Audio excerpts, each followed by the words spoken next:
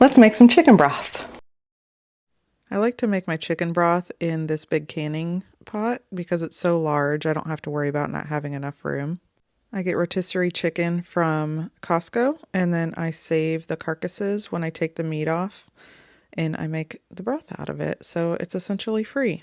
I'm going to put some carrots in here that I harvested in the spring, so they are about 5 or 6 months old now. And I just put them in a bag with a paper towel in the fridge, and it keeps them nice and fresh. I don't normally cut on the counter like I'm about to, but I didn't anticipating cutting all this the way I do. I was just going to stick it in there and maybe cut the onion in half, but I changed my mind.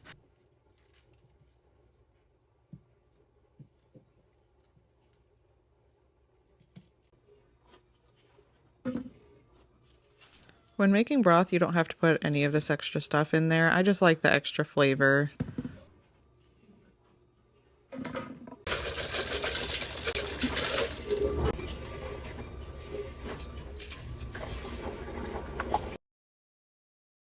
I just fill the pot up with water so that it's covering the bones. You can do a little more, a little less, depending on how much flavor you want it to have.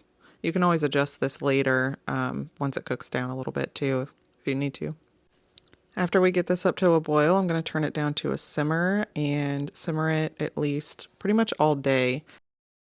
All right, guys, it's 2 days later. I've got my tea this morning and I am ready to strain some broth. So after we get done straining it, we're going to put it in the fridge, let the fat come to the top and solidify, scrape that off, and then we'll be able to can it. So I get a pan that I can actually fit a fine mesh sieve in. I have this big huge bowl, which I'm gonna dump the broth in, but it doesn't sit in there. So it makes it a lot more difficult. So I'm gonna strain it in here, dump it in here. I will wash the pan out, and then I will actually put the broth back in here just because it fits in the fridge easier than the bowl does. So this is called a spider. I use it, I don't use it like in my everyday cooking usually, but for projects like this, they come in really, really handy. Pretty much anything with canning, I use this. It's lovely. It holds so much more than just, you know, the regular slotted spoons and stuff, so you don't have to do this part. I just like to get every little bit, you know. This is a 2-day process for me, so I like to get every bit of broth I can. So I'll just let this sit in here for a couple minutes, let that strain. I mean, this is going to be a lot of bones, so I'm not going to let it sit long, but, and the spider gets some of it out. So once I get all the really big pieces out of here with the spider, I will just dump the broth through the sieve. I'm trying this new raspberry tea today. It's really good. I like it a lot. I like the fruity flavors.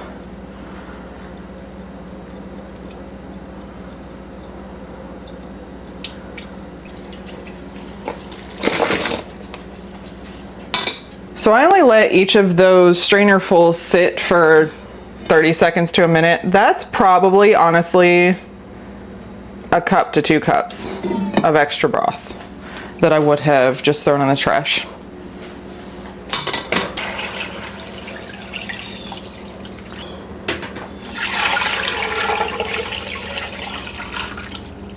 All right.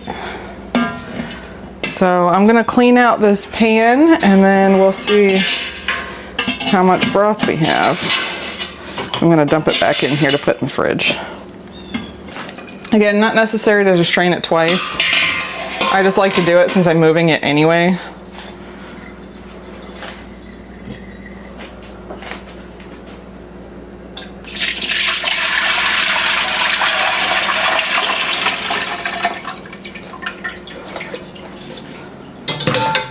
Because there is remnants of stuff in there. And like I said, I drink it, so I don't care if that's in it, if there's, you know, just for soup or whatever, but I don't want to drink pieces of chicken.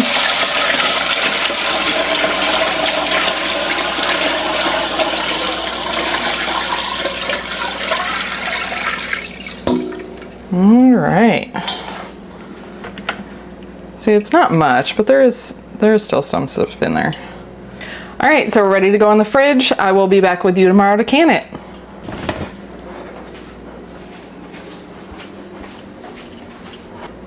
Okay friends, we are finally to the canning stage of our chicken broth. So I just took it out of the refrigerator. We have this layer of fat on here. So I'm gonna skim that off, get it into jars and get it canned up.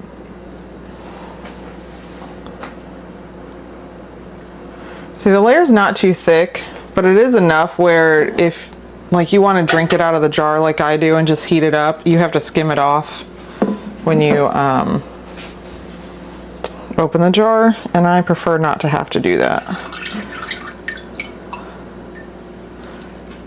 So this batch actually didn't gel, which is fine. I don't care either way, but I am going to heat it up just a little bit so that I can taste it and add salt if needed.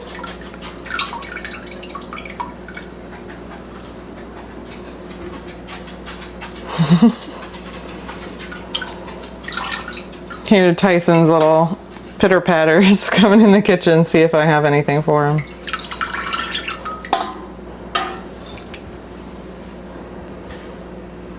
Alright. Like I've said before, you don't have to do this step.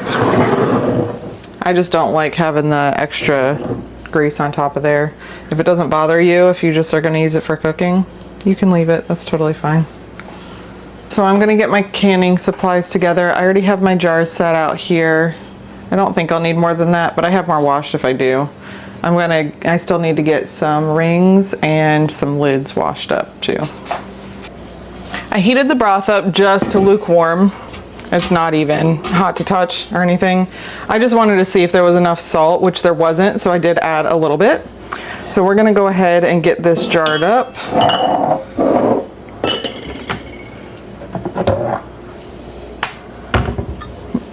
When you're canning, you want all whatever's going in your jars to be the same temperature as your jars and as the water you're putting them in.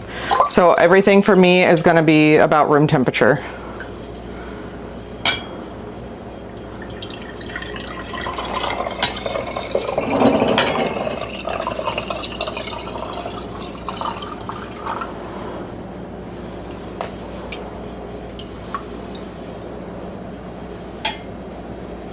Want to leave about an inch of headspace. So about the bottom ring here, you want to stop right there. And you want to leave air space so that when it pushes the air out of the jar and sucks the lid, and by doing that it sucks the lid down.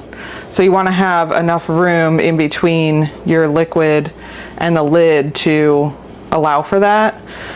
So you always want to leave the appropriate amount of headspace. And like in my pressure canning book, like instruction manual, there's actually recipes and how to do this stuff. Not for everything, of course, but like for broth, it says it has directions in there.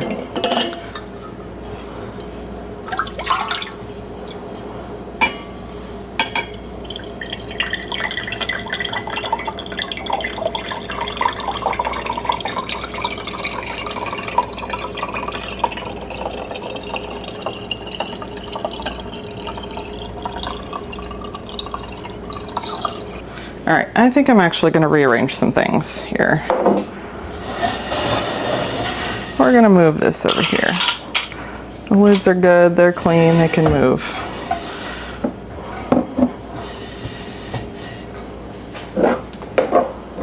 Okay.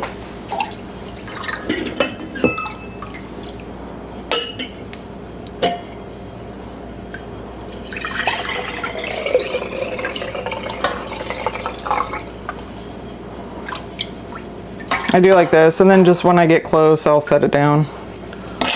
Pour a little bit more in.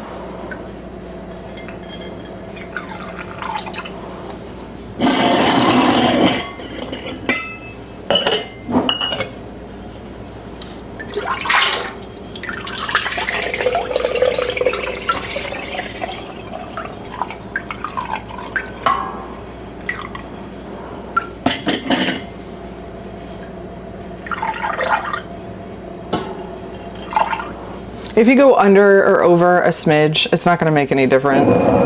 You might have a little bit of siphoning, but which is where the liquid comes out in between the lid and the jar. Which that happens with temperature fluctuation. But it can also happen if you have too much liquid in your jar too. And it may not seal because of it, especially something that might have some oil or grease in it.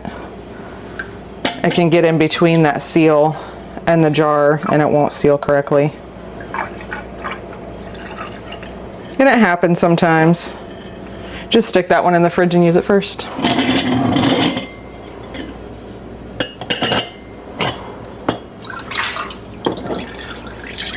Oh, see, this is why. That's why I hold it up here.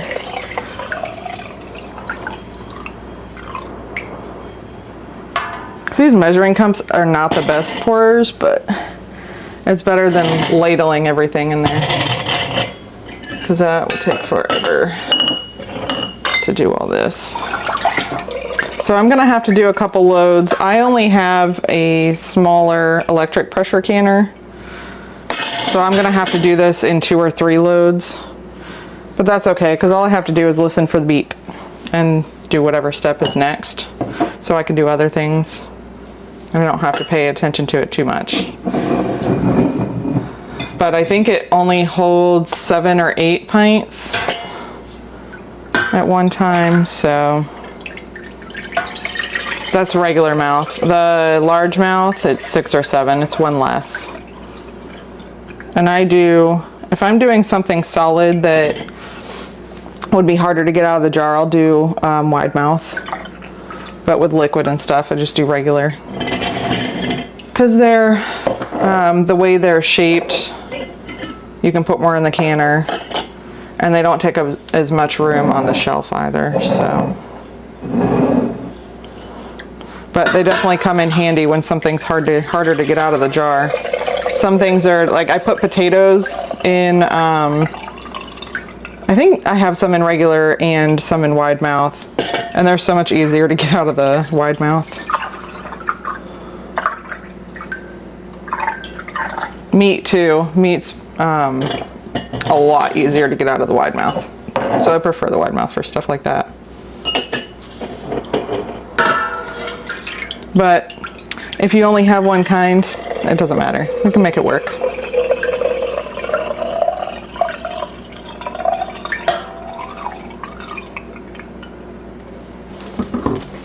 Always wipe your rims because you could have gotten some on them.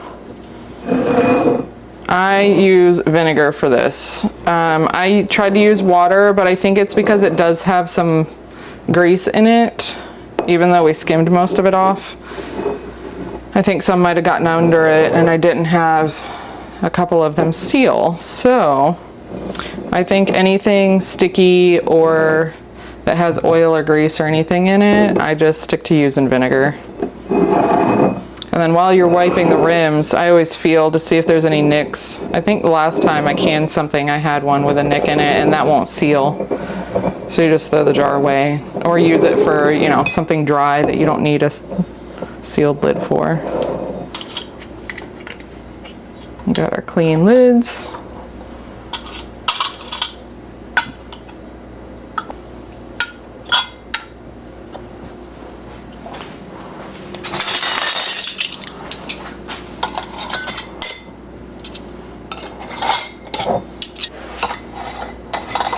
All right, so once you have them on there, it's literally just like, just until you feel a tiny bit of resistance.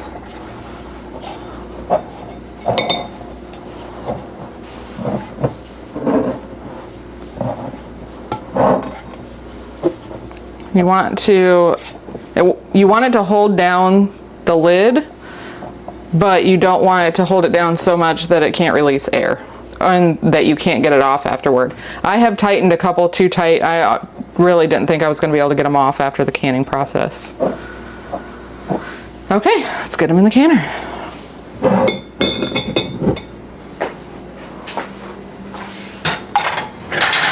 All right, yep, so we have 7, 8.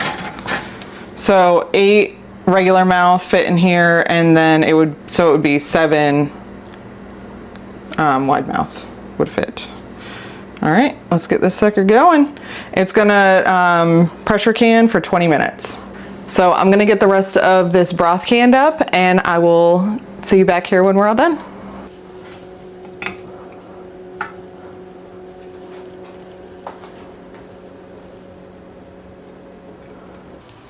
All right, guys, we got 18.5 jars of chicken broth. I just put the couple in the fridge so that I didn't have to do a separate canning for those, because I'll just drink them or use them for soup or whatever in the next few days.